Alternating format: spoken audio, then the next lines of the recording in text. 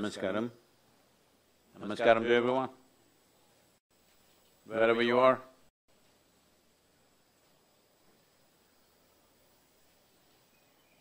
Well,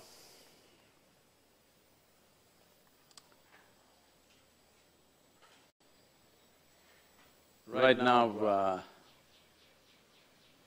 everything has become corona-related in the world, but we must understand that viruses and bacteria are not new. It's just this particular one is a little new to our systems. The important thing to understand is how to handle this human being. Because if you do not know how to handle this one, then you are handling everything else only by accident. So this is what karma means, that is, you become conscious. You become conscious of your actions.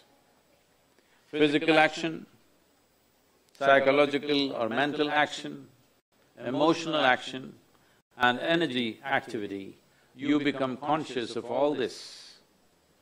The more and more this activity becomes a conscious process, the more and more you gain control over the nature of your life. What happens within you, for sure. What happens around you, also to a large extent. So this time, this forced holiday that most of you have got, this break that you have from your normal chores, work, business, variety of other responsibilities and duties that one may have in their life, this break can be made use of to turn inward. Turning inward means this. Turning inward means that everything that we have gathered is outward. The world around us, for sure, outward. Things that we possess in our life, our home, our clothes, our automobiles, our relationships, well, even our body, because this also we gathered over a period of time. So everything that we have gathered is outward, including the content of your mind, which you gathered from outside, and the karmic substance that you gathered through the process of life. So leaving the outward, if you sit here creating a little distance between you and everything that you have gathered, you have naturally become inward. So the difference is just this, what is me and what is mine. This distinction needs to happen in your experience. For this there are many methods. Today or probably by tomorrow morning, we are packaging two things. One is a chant, another is a Isha Kriya together. This is a good time to do it because this is a good time to distance yourself from everything that you have gathered, including your virus if you have gathered it. If there is a distance between you and what you have gathered, your ability to manage situations, above all your ability to manage yourself, is so greatly enhanced that people who do not know how to manage themselves almost start thinking you're superhuman. Well, as I've said many times, this is not about being superhuman, but realizing that being human itself is super. So now a whole lot of people are complaining, what do we do with our time? We can't go to office, we can't go to business, we can't go out, we can't go to restaurants. What do we do at home? When did home become such a terrible place? If home has become such a terrible place, you must take this 15 days to fix it and make it into a wonderful place, because that's where you live, that's your base. If your home base is so horrible in your experience, isn't it time to fix it? Well, I'm telling you, the problem is not with your home, The problem is with yourself, because you have to spend time with yourself, which is scaring lot of people. Well, if it is so that being with yourself is such a big problem, I want you to appreciate the problem that the world may be having, working with you, being with you, your family, people who work with you, your friends, how much trouble they must have with you when you are terrified of spending time with yourself. It is very important that we fix that also. This is a good time to do that because, well, in some way, hope the losses of life… the loss of life will be very minimal for all of us. But whether it happens or not right now, the fear of virus means essentially mortality is staring in your face. So if mortality is staring in your face, you understand how fragile human life is. So at a time like this, it is good to make a distinction between what is you and what is not you, what is me and what is just mine. What belongs to me is all right. What is me is of vital importance.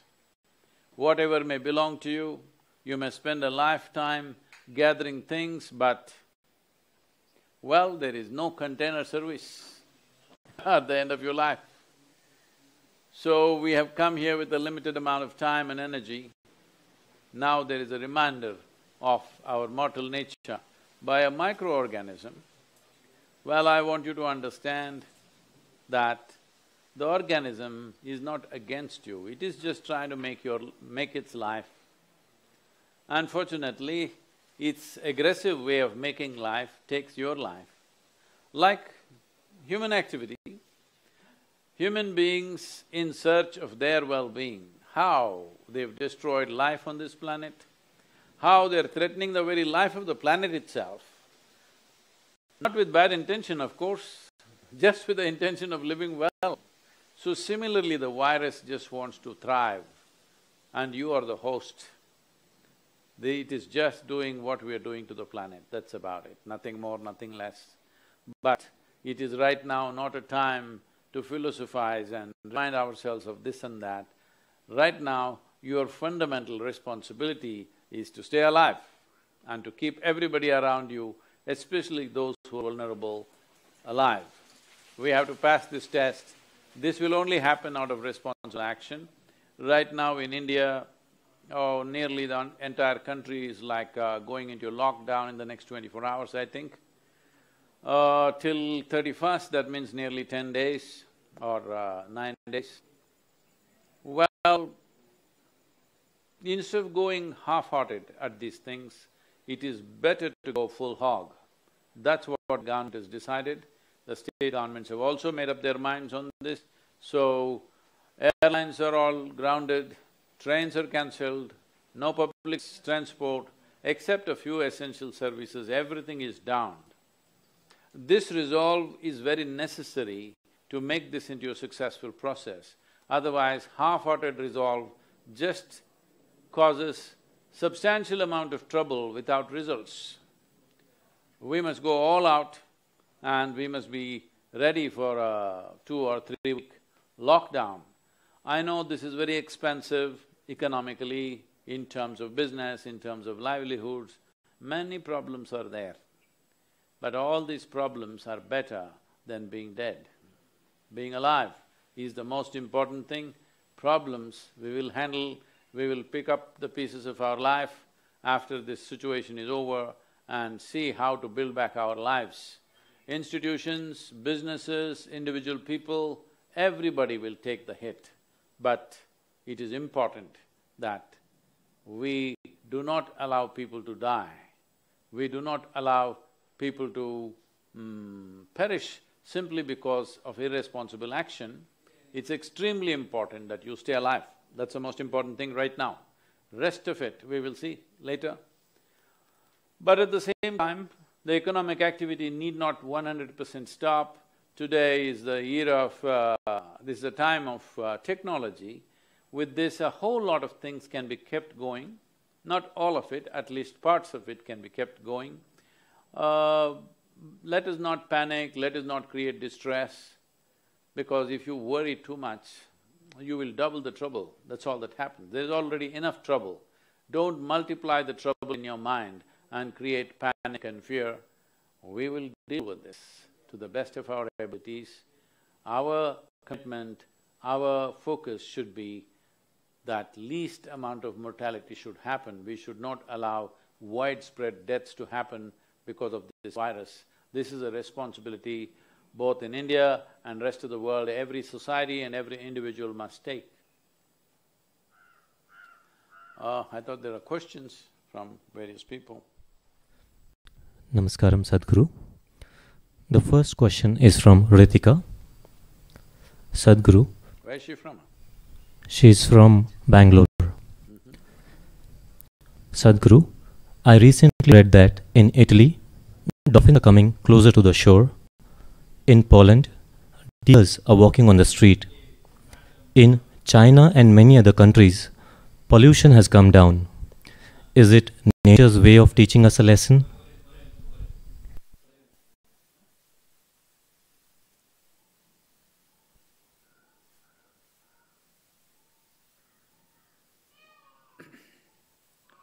Well,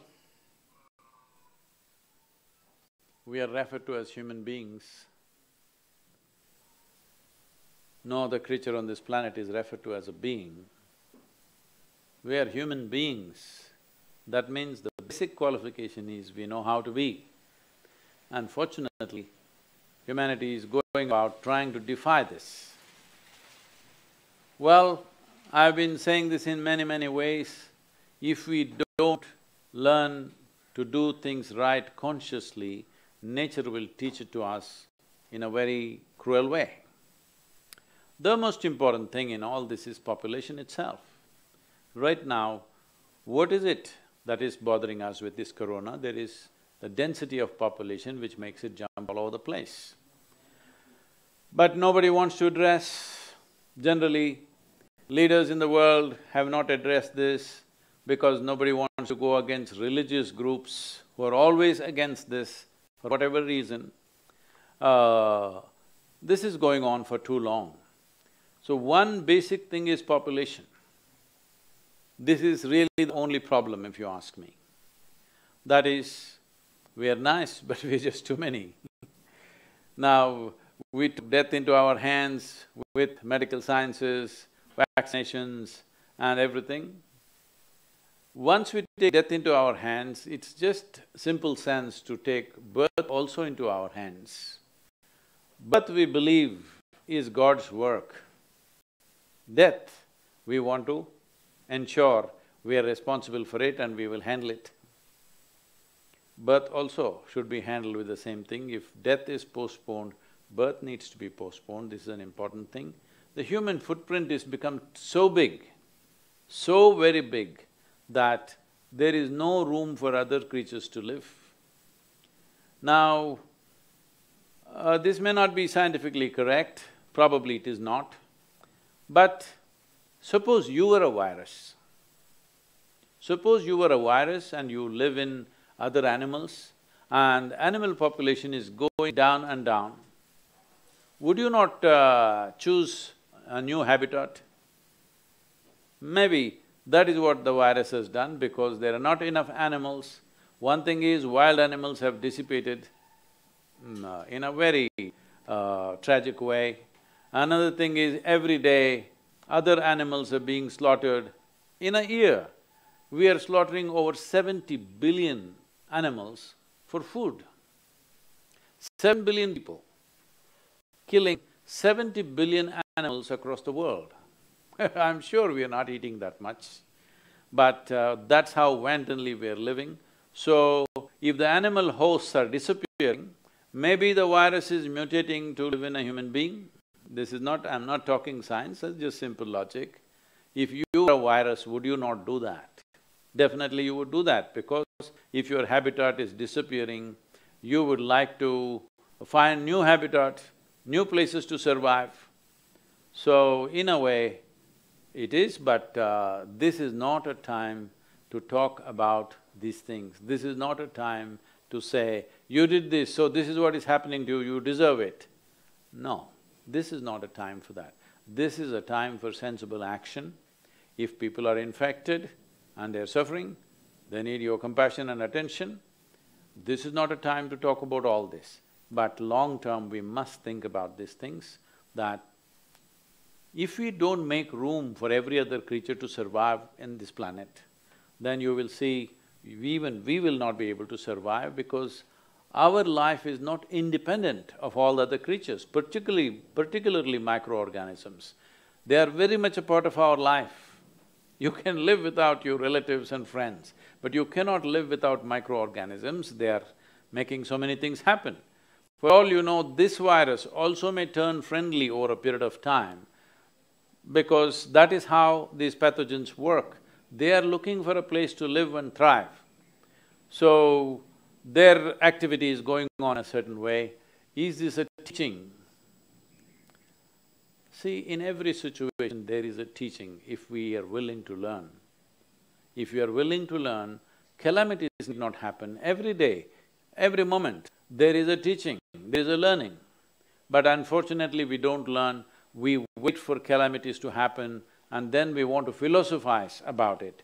Please do not philosophize, please do not go about saying, well, we got it and we deserve it, or people deserve it, those people who did this deserve that.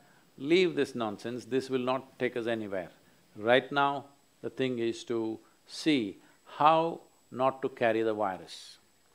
The important thing is, you don't become a carrier, you don't get infected, make sure nobody else gets infected. The simple thing is distance right now, distance from everything. This is a time to be alone, this is a time to turn inward. Well, I've been trying to turn you spiritual for a long time now. It looks like it needed a virus for you. Please. The next question is from me. Please from Gopal.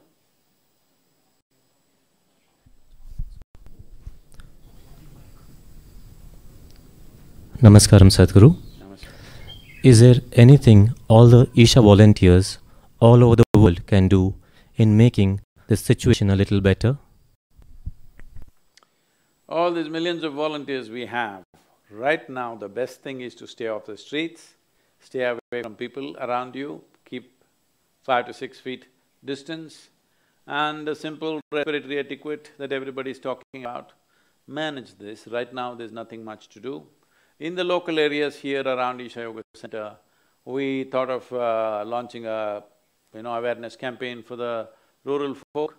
That is still in consideration because what I gather is most people are already aware because of the television and the social media that is on.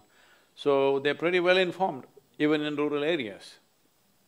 The next step is, well, if things go out of control, if there is a massive diffusion of this, if such a thing happens, hope it doesn't with this lockdown, I hope we don't get there. But yesterday, in my conversation with the health minister in Tamil Nadu, we have offered that if it becomes necessary that you need thousands of disciplined volunteers, we are available and we will come and serve.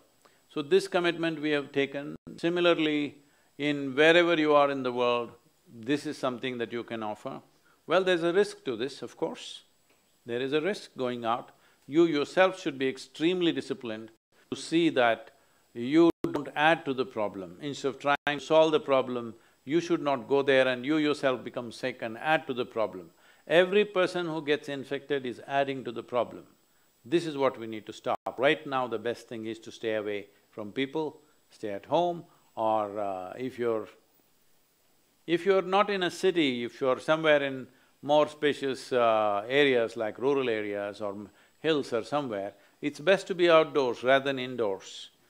Instead of being cooped up with the family of 5 or 10 in a small building with 4 walls, it's better to be outside. The important thing is you maintain at least 2 meters space around you all the time, till this passes. Well, is this going to pass off just like that? Maybe not. But if we hold it for long enough, our ability to handle it could be greatly enhanced. This is what all the scientists and doctors are saying. Next question is from Zahid. Namaskaram Sadhguru. I have been binging on your videos from the last few days of lockdown. I must say you're a rock star. Oh. I want to know what's the next step for people like me who have not learnt any of your spiritual practice so far. How can we start our spiritual journey? Well, I don't know why you're downgrading me. I'm a yogi, but now you're downgrading me to be a rock star. Because as far as I know, most rock stars lived a very bad life. I'm not living a bad life, I'm living a very good life within myself and around myself. Don't put me down. You can call me a yogi because I'm one. I know what you're trying to say, that's fine. Well, see, this is the whole thing. Only when most human beings do not have enough intelligence to do what is most vital in their life, when things are happening well in their life, they need a calamity, they need a disaster to wake them up. Fine, it has come, hope it doesn't turn into a disaster, but an impending calamity is staring us in the face. So this is the time you want to turn spiritual, it's fine. I don't know or I don't care for what reason you turn spiritual as long as you make your life profound. First of all, let us understand what is spirituality and what is a spiritual practice. Everything that you've gathered is largely physical in nature, including relationships and works, it's all physical things. That which you did not gather, that which is life itself, this is spiritual process. Essentially, what you are saying is, should I do a spiritual process means, should I find a means to delve deep into myself, know the profoundness of my existence, or should I live just on the surface? Should I just live with a heap of things that I've gathered, or should I know the nature of my existence? This is the question you're asking. You should, you did not do it all this time, now you think I'm a rock star, so if you like that, it doesn't matter how it works for you. But as I said, we are putting out a package of a certain chant and a certain practice called Isha Kriya. It'll be available on the app, you can make use of it. The chant is about generating samat prana or heat in the system, ushna in the system. Ushna, the English word would be just heat, but it is not in terms of temperature, but there is something called as ushna and shita, which in English language translates into heat and cold, but that's not what exactly it means. It indicates that direction, but it does not mean that. So if you generate enough samat prana and create ushna in the system, your immune system will function much better. So the chant is about that. The chant will generate a certain amount of strength in the immune system because it generates heat. You have heard, probably you have not, but most Indian people would have heard of a word called tapas. Tapas means… tap means heat. Tapas means a process which generates heat in the system because keeping the immune system at a high level of resistance is most important if we want to go through life in a comfortable way without small things throwing us off from the purpose of our life. Colds and coughs and fevers are throwing people off their… whatever they wish to do in their life simply because the immune systems are not as good as they should be. So we will teach you this chant and Isha Kriya, which will help you to hold yourself little away from everything that you've gathered, including your body and the content of your mind. If you do this, the important thing is just this. See, you know only two kinds of suffering, physical suffering and mental suffering. Once you create a little distance between you and your body, between you and your mind, this is the end of suffering. So this is a time when you should make yourself in such a way you are beyond suffering. Once you're beyond suffering, you will naturally want to explore the very depth of your existence. This question is from Sergi. Dear Sadhguru, I live in France, but I'm an Italian. All my family is in Italy. How can we not panic and be calm in this situation? It is very difficult for me to stay quiet. Thank you for your help and take care of you. Well, different people around the world are placed in different situations. Just yesterday I was talking to somebody that I know very well, that her son is in New York City, infected with coronavirus. Here, mother and father are here in India. The boy is alone there in his apartment and they're terrified. Now she's telling me, why do we send our children so far away? Can't they be happy and well here, where we are? We send them so far away, and now he's infected with coronavirus and I don't know what to do. Well, I reminded her, well, 10 years ago you were also very far away from your parents, now you come back. Maybe before you die, he will also come back. That's not the point. The point is just this, that you need to understand, human well-being will not come because of going here or going there or doing this or doing that. The wonderful rain out here, we're outdoors So,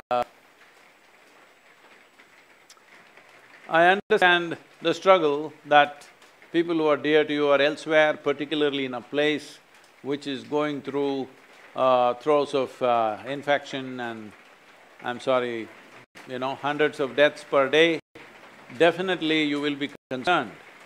But by worrying yourself to sickness, by panicking, you're not going to solve any problem. As I said, the more you worry, that you will only double your trouble. There is trouble right now. Nobody can deny that. There is genuine trouble for all of us, no question about it. But shall we deal with the trouble to the best of our capabilities, or shall we multiply it in our mind? This is the choice we have. I would advise, please do not multiply this in your mind. There is enough problem in the world already. All of us, let us see how to deal with this, how to minimize this problem for ourselves and everybody else around us. This is the focus, this is what it should be, and this is what we should execute, because this is what is needed out of a human being. This question is from Tejas. Namaskaram Sadhguru.